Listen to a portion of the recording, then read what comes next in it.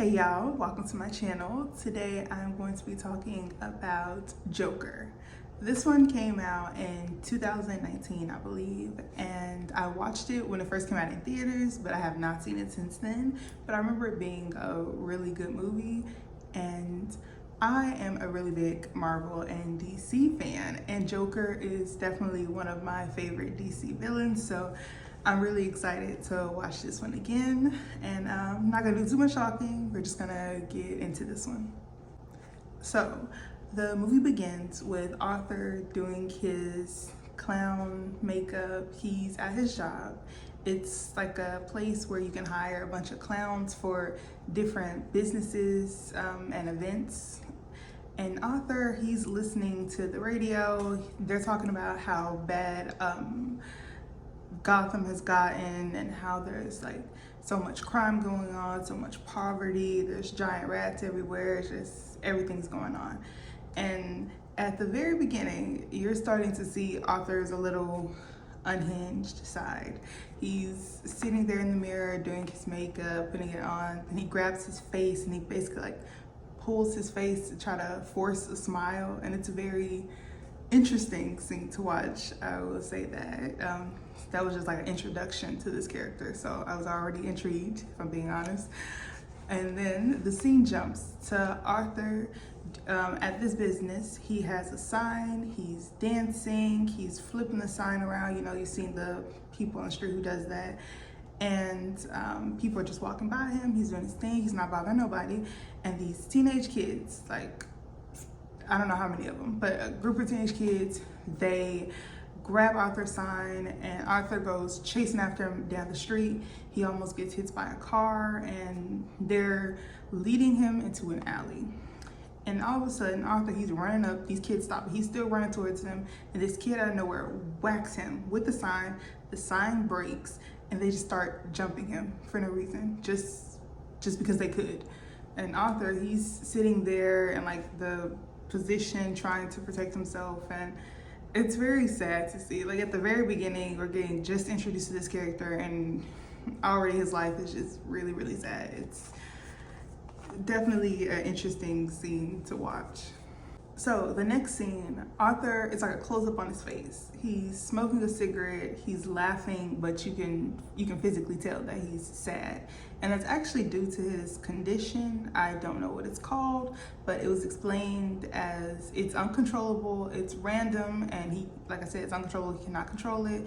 And it doesn't show his true feelings. It just comes out as laughter. Whether he's sad, he's happy, he's depressed, or he's just chilling, it'll come out of nowhere. And it's due to like either brain injury or like just a neurological condition. It's, like I said, something he cannot control.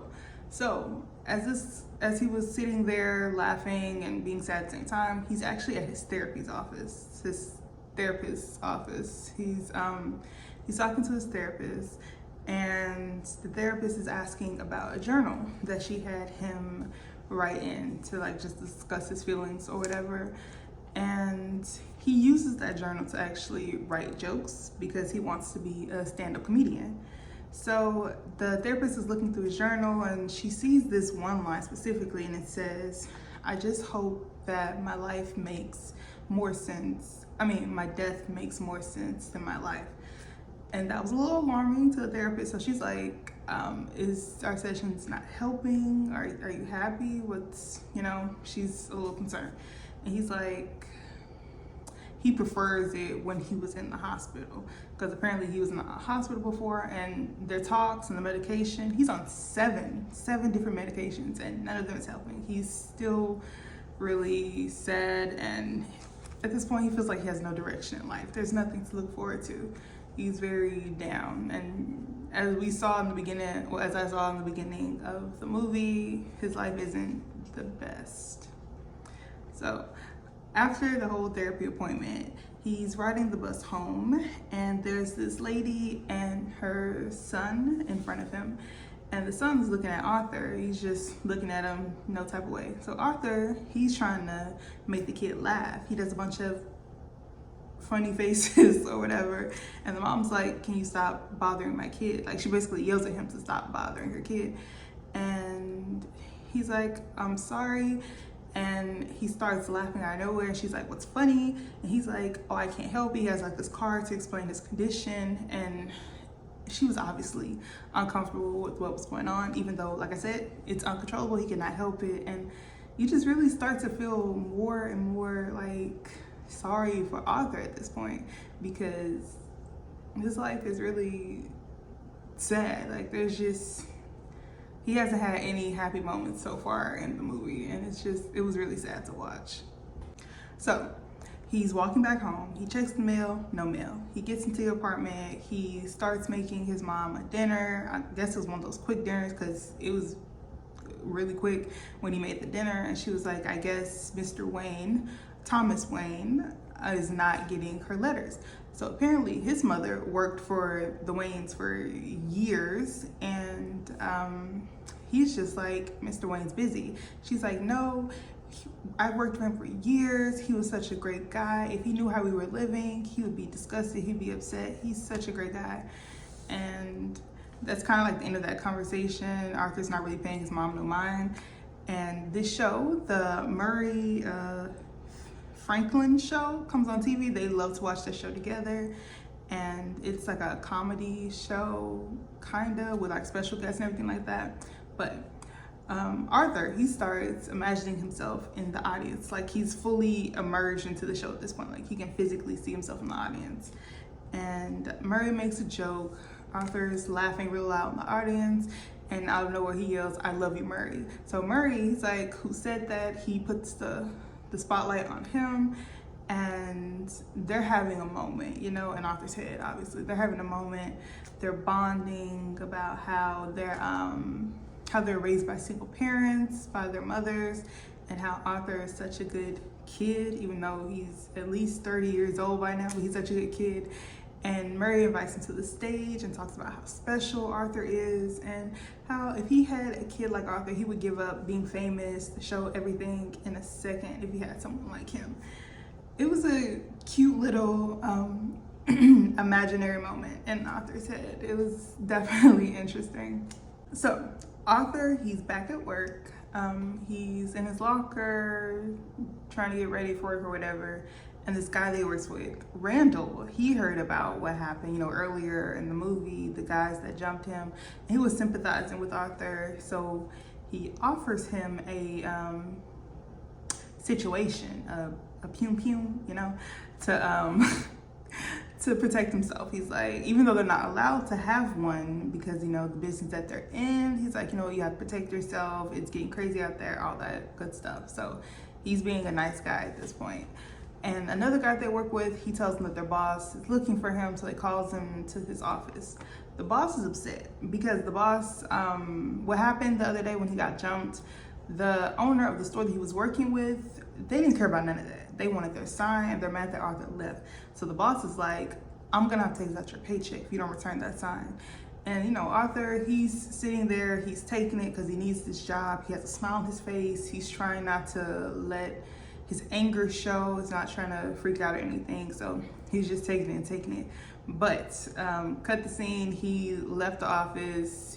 Now he's in the alleyway, just stumping on some trash, letting his anger out. And he's, as you see in this scene specifically, like how angry he gets, and like just how really sad his life is at this point. Like, it's really, everything's just building up. Everything's just building up. So fast forward, he gets home, he's on an elevator. He sees this girl and her daughter. So they're having like this cute little interaction. Like, she's speaking to him, she's being nice, and her daughter is also being nice. So it's a really cute, small little interaction. But you know, Arthur, he's having a bad day, and just a stranger showing him kindness really just kind of made his day. So he was happy. He was definitely much happier when he got back home. Okay, the next day, Arthur is, we see Arthur watching the woman that he met on the elevator yesterday. He's outside of her daughter's school, and he's watching the woman and her daughter at the school. It's very weird to watch him, But after they said their goodbyes, he ends up following the woman all day. Everywhere she went, on the train, when she was walking home, he was just following her. I guess that one interaction where she was kind of sparked something, and he was definitely interested. So the scene kind of fast forward. He's at home, he's writing jokes down in his journal, he's just chilling on the couch, and there's a knock on the door or a doorbell or whatever, and it's that woman. And she asks, "Were you following me today?" And he's just calm and collected, like, "Yeah." And and then there's like cute little jokey banter, but not really. It was kind of weird, but it was cute between them, I guess. And he invited her to go watch him do stand-up at a comedy club, and she's like, "Yeah, maybe I will." So at this point, I guess him watching her worked out for him, and now they have a date of sorts. So that was a very interesting interaction. Yeah. So this next scene, Arthur is at a children's hospital. He's in his clown getup. He's dancing and singing along to "If You're Happy and You Know It." The kids are going along with the moves, and it's a really sweet little interaction until it gets to the "If You're Happy and You Know It" stomp your feet part. Because at the end of that part, his situation fell out his pants, and he's frantic, he's trying to pick it up, and he's like, "Shh, don't tell nobody." But the word got out because there was another person in the room. Obviously there was another adult, so he ended up getting fired. And the dude Randall from earlier, who was pretending to be nice, who gave it to him in the situation, made it seem like Arthur tried to buy it from him, like he always had one. And Arthur was like, "No, this is a part of my act." He wasn't snitching on Randall, but at the same time, he definitely should have. But yeah, Randall was playing like he was innocent, and Arthur ended up getting fired. So yeah, that was fun. But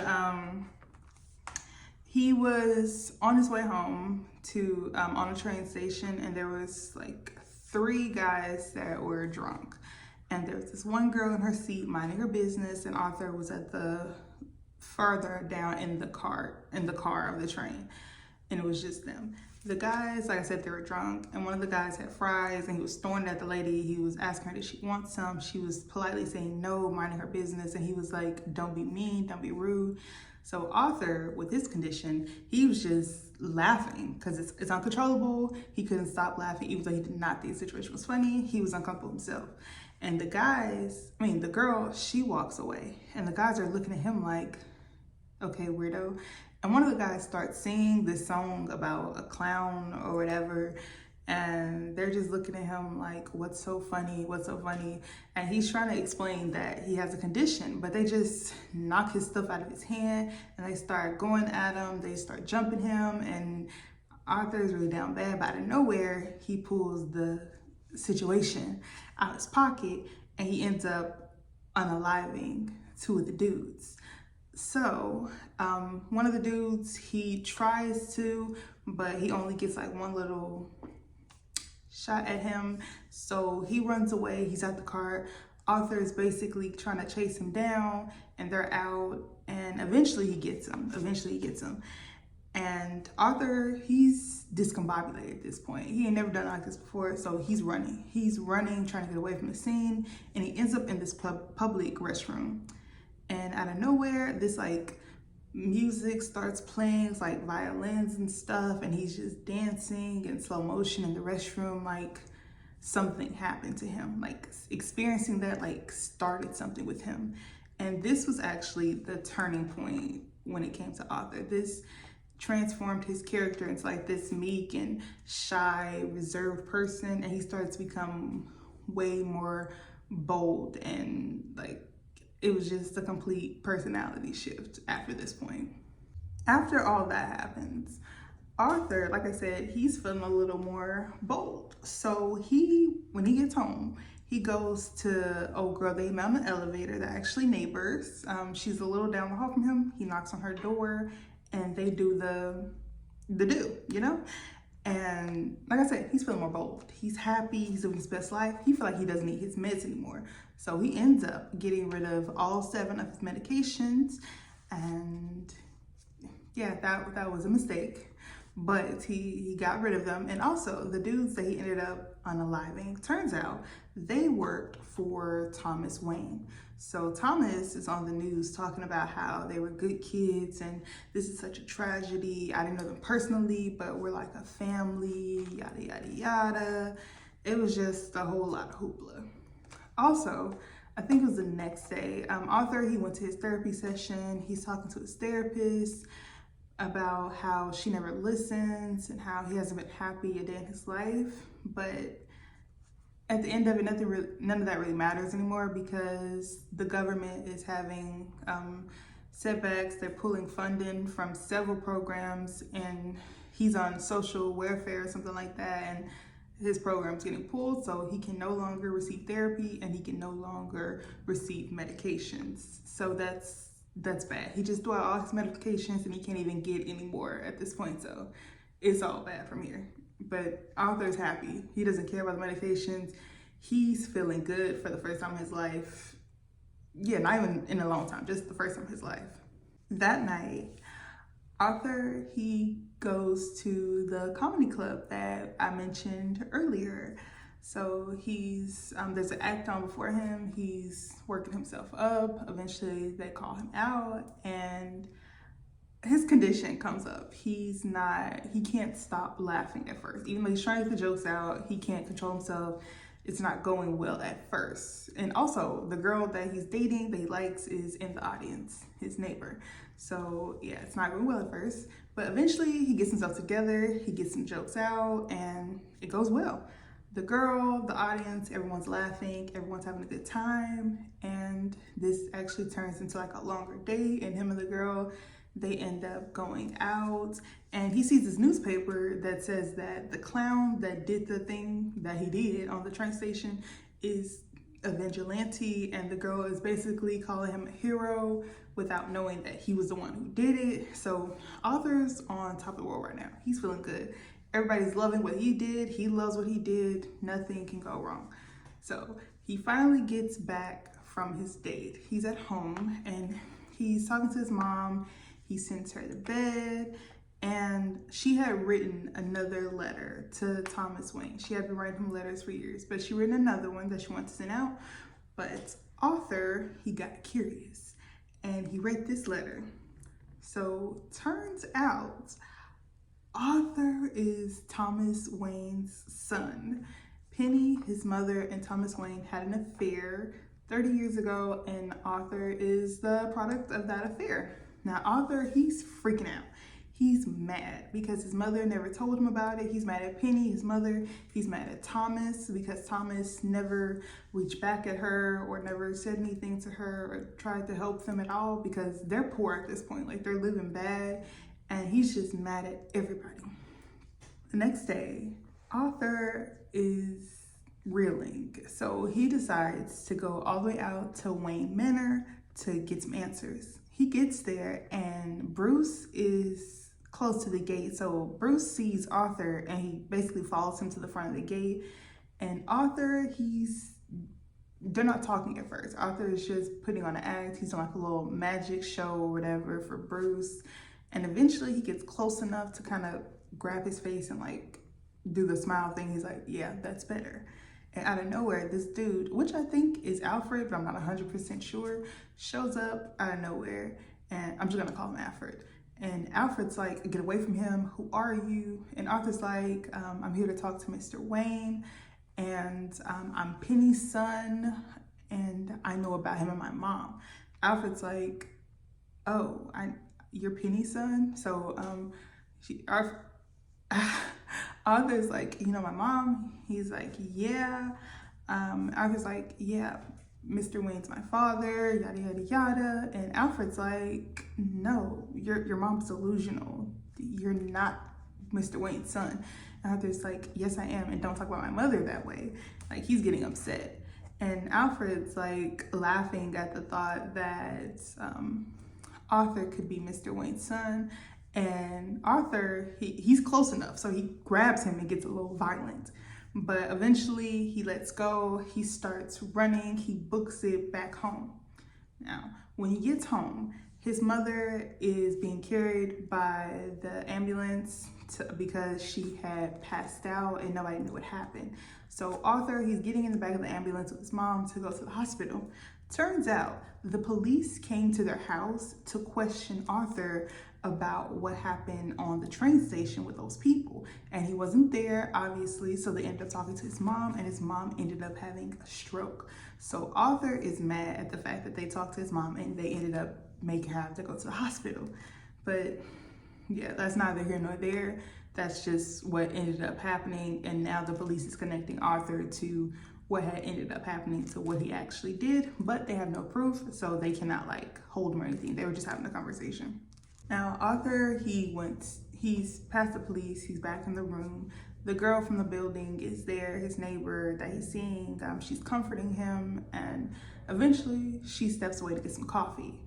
Now, when she stepped away to get the coffee, the Murray show ended up coming on, and Murray was actually making fun of Arthur because somebody had sent him a tape of him doing his stand-up act, and it looked like he was just laughing over and over again, and his jokes weren't good and nobody was laughing, so Murray was making fun of him. And that really upset Arthur because he looked up to Murray a lot, and he ended up going home. Now, when he got home, he ended up watching some TV as well, even though he was sad in bed. The TV was showing that there were people protesting in the street outside of a theater because Mr. Wayne was there, and there was a bunch of other rich people there, and there were people in like clown masks, and he was like, you know what, I'm gonna go join the fun. So he gets there, like I said, it's a huge crowd. People are like rioting, they're like punching out cops, trying to get past. And Arthur, he's enjoying the whole show. He's enjoying the whole production. So he sneaks past them and he gets into the theater. Now, when he gets into the theater, he has like a whole little costume on, and he's enjoying the show, but then he spots Thomas Wayne. So he ends up following him to the restroom. When he gets to the restroom, he basically, Thomas was like, who are you? Do you want an autograph or something? And Arthur's like, I don't know where to begin. I'm Penny's son. And Thomas was like, oh, so you're the dude that came to the house the other day. And he's like, yes, I know you're my father. I know what happened between you guys. I just want to talk about it. Thomas is like, I'm not your father. Your mom's delusional. And not only that, turns out Penny actually adopted Arthur while she worked with him, and she tried to make it seem like Arthur was Thomas's son, but she actually was delusional. And Arthur didn't like that one bit. He was very upset, and he didn't like the fact that Thomas was calling his mother crazy. So Arthur, he was gonna go off. But Thomas, he was done with this conversation at this point. So he punched Arthur in the face. He's like, you come near my son again, and that's basically how that whole scene ended. And now Arthur is upset. He's going back and forth, like he don't know what to believe, he don't know what's going on. Why is his mother saying that's his dad? Why is Thomas denying everything? Why is he calling her crazy? What is going on, So the next day, Arthur is asleep. He gets a call from the cops. They want to talk to him. He ignores it. But he gets a second call from somebody from the Murray show. And turns out they want him on the show because they got a lot of good response from his clip. And they want him to go on the show and do an act. And it's next Thursday. And of course, Arthur wants to do it because it was a dream of his to be on the show for a long time. Later on that day, he actually went to Arkham State Asylum because at this point, he's tired of the back and forth. He wants to know what happened. And Thomas, he claimed that that's where she was. So when he gets there, he talks to this guy, he gets the paperwork, and it turns out that his mother actually had, has delusional psychosis and narcissistic personality disorder. And she was arrested for endangerment and the welfare of her child, which is Arthur. And there was more information on there, but the person that was holding the files, he was not feeling the vibe that Arthur had going on, which is understandable because Arthur was acting very suspect at that point. And Arthur, he wanted to know. So he basically yanked the file from the dude and he took off and he read everything. And apparently Thomas and Alfred were right. Arthur was adopted and Thomas is not his father, and his mom did endanger him. She allowed her boyfriend at the time to endanger him, and she just stood by and let this stuff happen. And she did have all those mental things going on. So yeah, at this point, Arthur is losing it. You know, his whole life is a lie. He's upset about everything that just happened to him and everything he just learned. So obviously he's looking for some comfort. So he goes to his neighbor's house, the woman that he's been seeing all this time, and he just walks in while she's in the room with his daughter. So she comes out. She's terrified. She's scared. She knows who he is. She knows that he's her neighbor. So she's trying to talk to him like, why are you here? Can I call your mother for you? And he's like, I just had a bad day. And she's like, please, my daughter's in another room. And while this is happening, we're seeing like flashbacks. So all the times that we thought they were together, it was all in his head. She was never his girlfriend. They never did all the things that we saw them do. He was just imagining all of this. So that was like a real gut punch to Arthur, and he slams the door, he leaves, and he's going through it at this point. His whole life's a lie. Everything that he thought he had, the girl he thought he had a relationship with, all of that was a lie. Arthur is really down bad at this point. But at least he got the Murray show to look forward to. That's all he got to look forward to. Now the day after that, he goes to see Penny. He basically confronts her about everything without saying everything, and he's fed up. So what he does is he takes a pillow and unalives her in the hospital. And when he gets home, he's happy, he's dancing, he's singing, you know, he's doing his clown makeup, getting ready for the show, practicing, and he's living his best life like nothing happened. And while he's doing that, these two guys from his job, one of them was, I think it was Murphy, who like sold him gave him the situation and pretended to be innocent, and this another guy that worked at their job. So while he was talking to them, Murphy, I think his name is, he was like, the cops, I know the cops came to talk to you. They talked to everybody down there, but after they got done talking to you, they started looking for me. So I just want to know what you told them so we can get our story straight. And I was just like, Whole time, he had scissors in his hands. So he takes the scissors and he unalives Murphy in front of the other dude. The other dude's freaking out, you know? He thinks Murphy's gone, now it's my turn. He's freaking out. But Arthur was like, you know what? You're the only one that was ever kind to me. So I'm gonna just let you go. I'm gonna just let you pass. You're good. And he actually did let him go. It wasn't a fake out. He actually let him go. So that guy was very grateful. But yeah. So at this point, Arthur's gone full Joker. You know, he got the green hair, the clown face makeup. He's in his nice little colorful suit. He's feeling himself. He's dancing down the steps. He's on his way to the show. Out of nowhere, the cops that were looking for him earlier, they see him, and Arthur book it. He's trying to get to the train, and there's a bunch of people on the train with clown masks. So he's like, perfect. He's hiding. He's incognito, and they're still looking. They're like, take off your mask. Police, take off your mask. Take off your mask.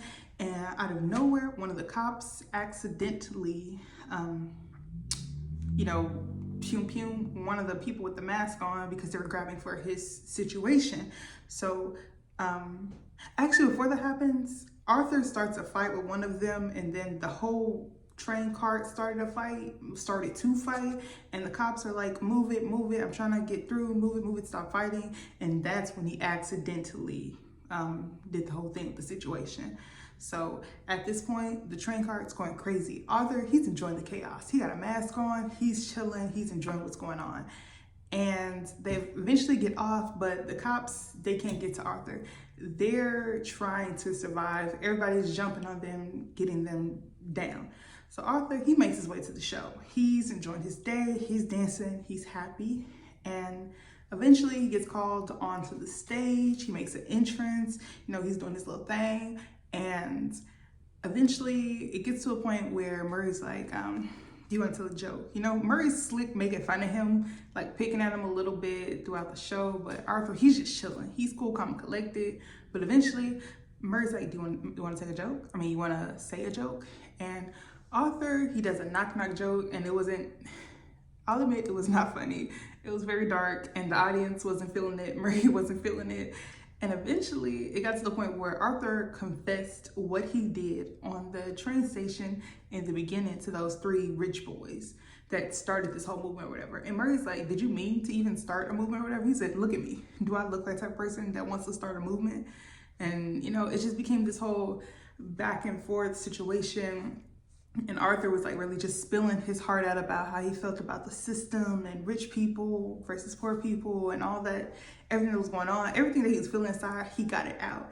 And eventually, it got to the point where Murray was like, okay, it's time for you to go, blah, blah, blah, it's time to call police, blah, blah, blah. And then Murray, he ends up pulling the situation, Arthur ends up pulling the situation out on Murray, and he ended up unaliving him on national television, on live national television.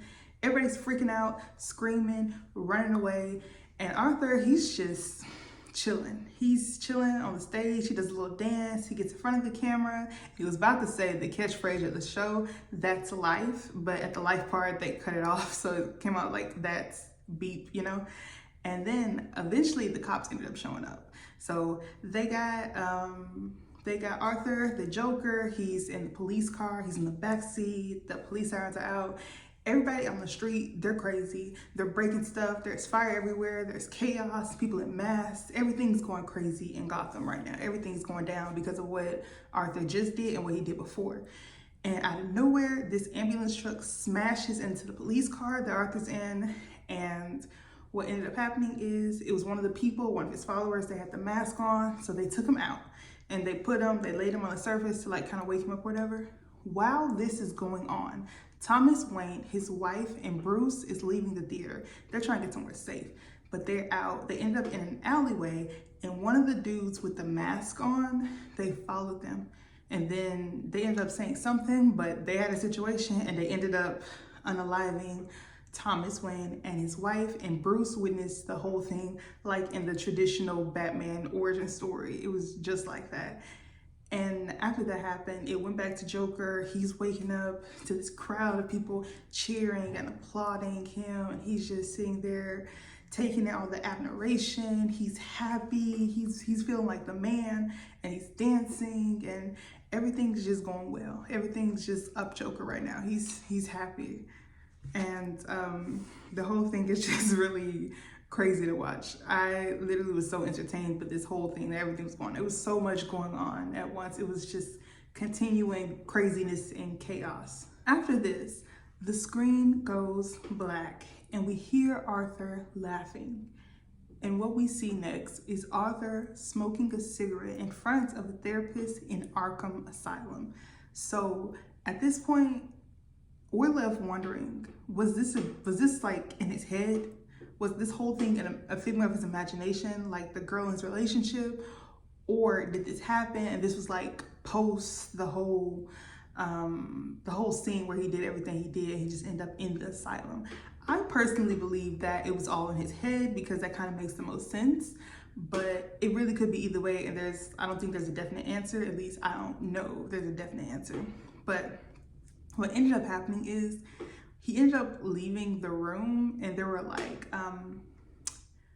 red stuff on his feet, making foot patterns as he was walking out, and he was all happy. There was music playing, and then he was turning right, but there were people right there, so he ended up dipping and running left, and there were people, it was like staff, they were running after him, and yeah, that was the end of the movie.